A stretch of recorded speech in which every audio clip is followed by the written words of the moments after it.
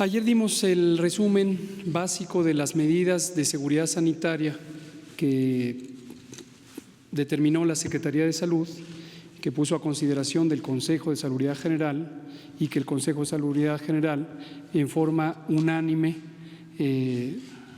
sancionó. Estas medidas de seguridad sanitaria, quiero recordarles a ustedes y a la ciudadanía, tienen como propósito lograr la reducción masiva de la movilidad, es decir, millones de personas fuera del espacio público. El espacio público son las calles, los centros de trabajo, las escuelas, las plazas públicas, las playas, los jardines. Todo el espacio público debe estar lo más posible sin personas que estén interactuando. Ese debe quedar muy claro cuál es el sentido de las medidas para que todas y todos podamos seguir muy claramente. Esta frase lo ilustra todo: quédate en casa, quédate en casa. No queremos que haya contagios. Hemos sido también muy claros en señalar que esto no se puede parar completamente. No se pueden parar los contagios, no se puede parar la epidemia, pero sí tenemos la oportunidad de reducir los contagios. Y al reducir los contagios vamos a tener la posibilidad de que no haya tantos casos y de que la capacidad del Sistema Nacional de Salud, los hospitales en particular, puedan atender a todas las personas que estén enfermas y particularmente quienes necesitarán hospitalización. Ese es el sentido de las medidas, para que todo el mundo lo tenga claro. Y voy a retomar sobre las medidas y hoy voy a dar lo que ayer no pusimos por obvio de tiempo, que son algunos detalles sobre cuáles son las actividades laborales que quedan excluidas de estas medidas. Y estamos conscientes que tanto trabajadoras y trabajadores como las personas empresarias tienen inquietudes de saber con claridad cuáles son las actividades que están excluidas. Ahorita, antes de mencionarlas, quiero enfatizar, en principio son todas las que quedan suspendidas, todas, y es desde el 30 de marzo hasta el 30 de abril. En forma efectiva son 21 días hábiles, 21 días hábiles. Entonces, también que tengan conciencia de que la reducción de movilidad es los 30 días, pero en términos de actividades laborales son 21 días. Así está establecida la medida 1, se ordena la suspensión inmediata desde el 30 de marzo hasta el 30 de abril de actividades no esenciales. Y enseguida vamos a decir cuáles son esenciales y por lo tanto permanecen activas. Las no esenciales en los sectores público, privado y social. Todo. Con la finalidad de mitigar la dispersión y transmisión del virus, el virus, como todos sabemos, se llama SARS-CoV-2, en la comunidad para disminuir la carga de enfermedad, sus complicaciones y, además, la muerte por la enfermedad COVID-19 en la población que reside en el territorio nacional. ¿Será posible tener un micrófono para pasarme allá? Porque la lista va a ser larguita, si no, voy a acabar con tortícolis. Gracias. Ahora veamos cuáles son las actividades esenciales que no se pueden parar, y aquí explico también cuál es la razón por la que no deben parar.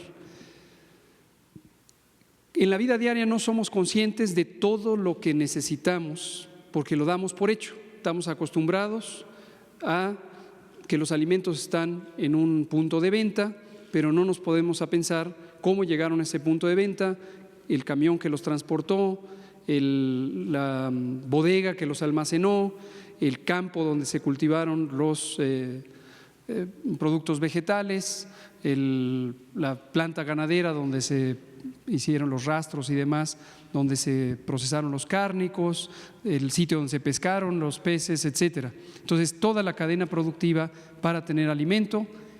Pongo este ejemplo en más detalle, pero es también el agua potable, es la energía eléctrica, es los combustibles, es el mantenimiento de la red de agua potable, el mantenimiento y reparación de la red de drenaje, etcétera, etcétera, etcétera.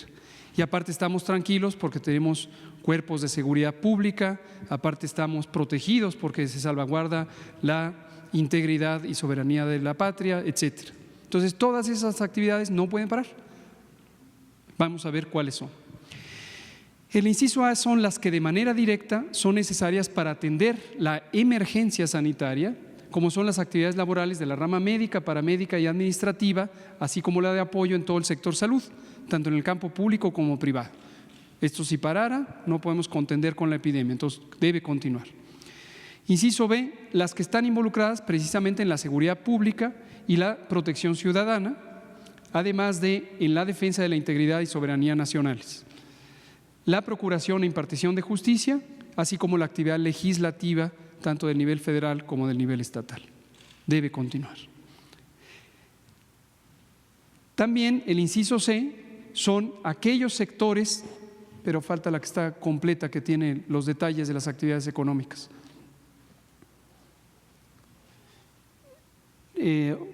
Ahorita la ponen, pero mientras les doy los generales, los sectores considerados esenciales para el funcionamiento fundamental de la economía, la operación de los programas sociales del gobierno, esto es importantísimo, una gran cantidad de personas, millones de personas, en este momento se están beneficiando, se han estado beneficiando de programas sociales y esto no puede parar. Ahora, dejamos en claro cuando hemos dicho que para todo el gobierno, para todos los elementos accesorios, pero no para la operación de los programas sociales.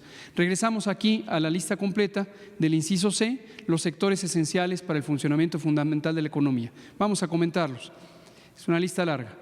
El sector financiero, el de recaudación tributaria, obviamente el SAT y todas sus operaciones permanecen, distribución y venta de energéticos, gasolineras y gas, generación y distribución de agua potable, industria de alimentos y bebidas no alcohólicas, mercados de alimentos, supermercados, tiendas de autoservicio, abarrotes y venta de alimentos preparados, servicios de transporte de pasajeros y carga, producción agrícola, pesquera y pecuaria, agroindustria, industria química, productos de limpieza, ferreterías, servicios de mensajería, guardias en labores de seguridad privada, guarderías y estancias infantiles.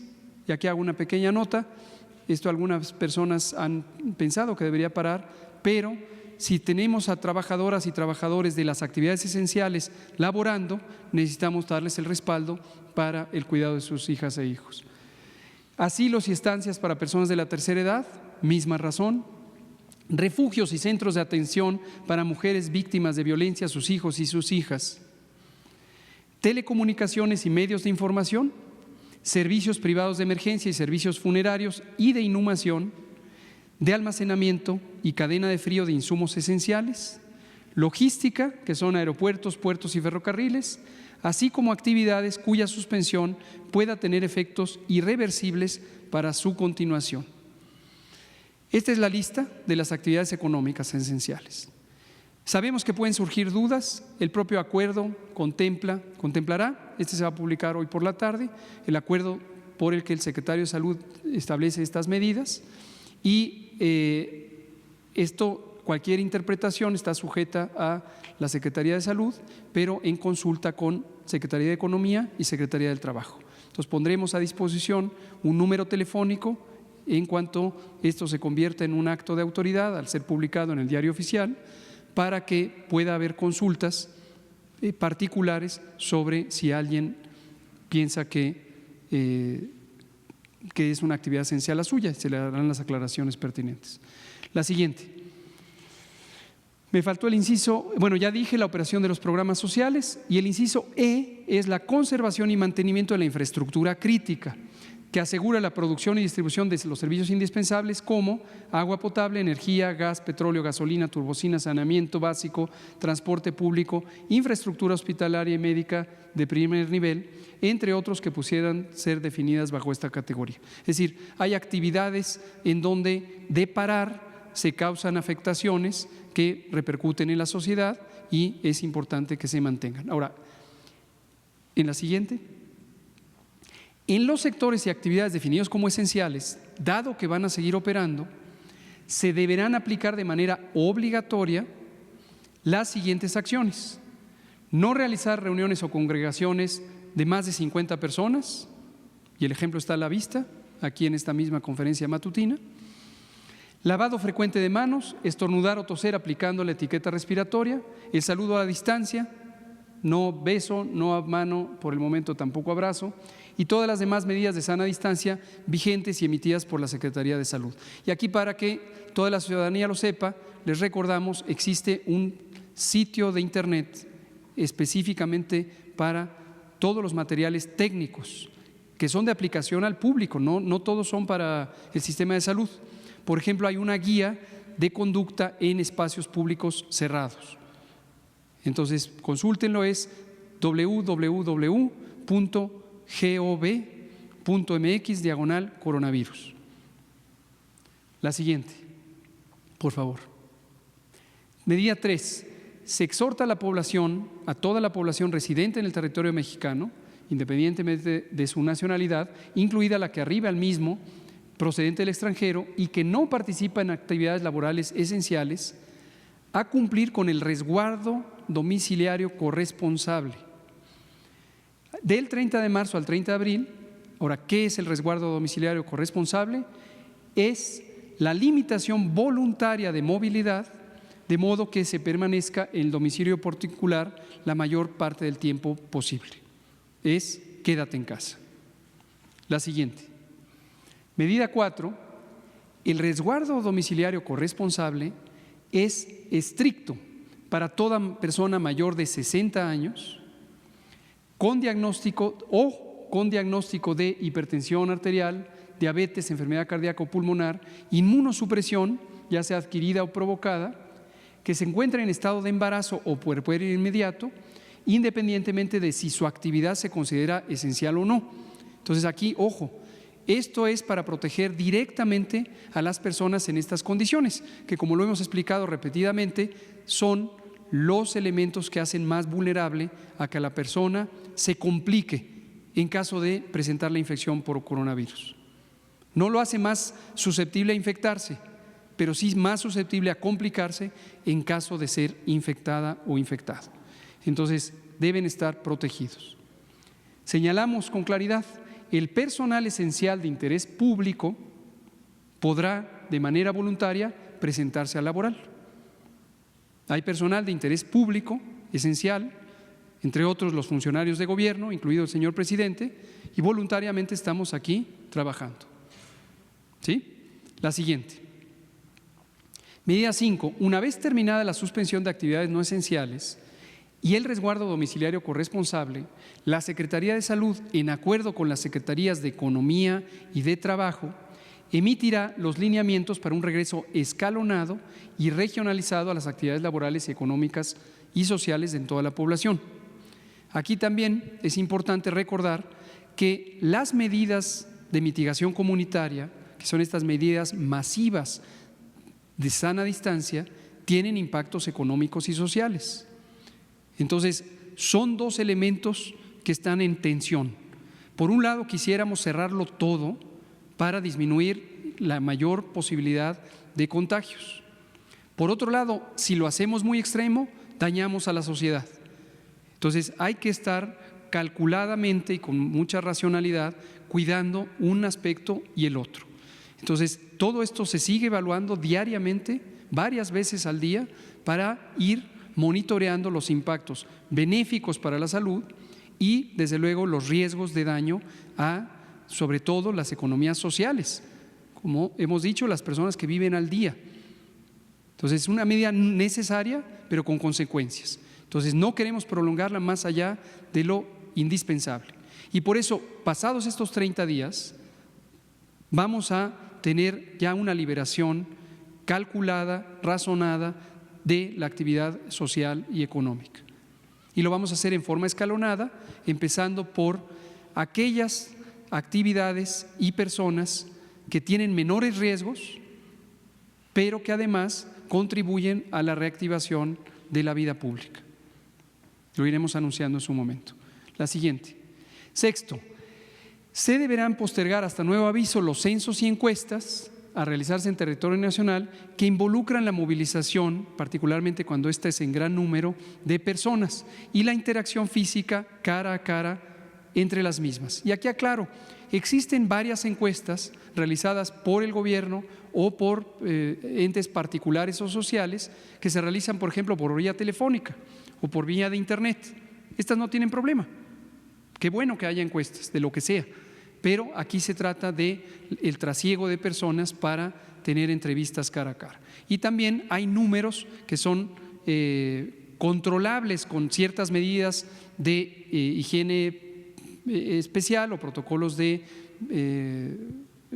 control de infecciones que podrían hacer manejable esto. Esto lo hemos platicado, entre otras instituciones, con INEGI, y algunas actividades se van a poder hacer en forma controlada, pero el principio general es que estas se suspendan. Y la última medida, que es muy importante, es todas las medidas anteriores deberán aplicarse con estricto respeto y apego a los derechos humanos. Esto es muy, muy importante. Este tipo de actividades de restricción de la movilidad nunca debe ser pretexto para la discriminación, para la xenofobia, para el rechazo a personas. Nos preocupa muchísimo porque ya ha habido algunas expresiones de fobia irracional, como suelen ser todas las fobias, en donde incluso al personal de salud se les ha atacado simplemente con la sensación de que pueden ser una fuente de infección. Esto es inaceptable. Obviamente es ilegal, pero además es moralmente inaceptable. Entonces, que quede muy claro, ninguna de estas medidas se debe aplicar en ninguna parte del territorio nacional por nadie, y mucho menos por la autoridad, como pretexto para violentar o restringir los derechos humanos de todas las personas. Gobierno de México.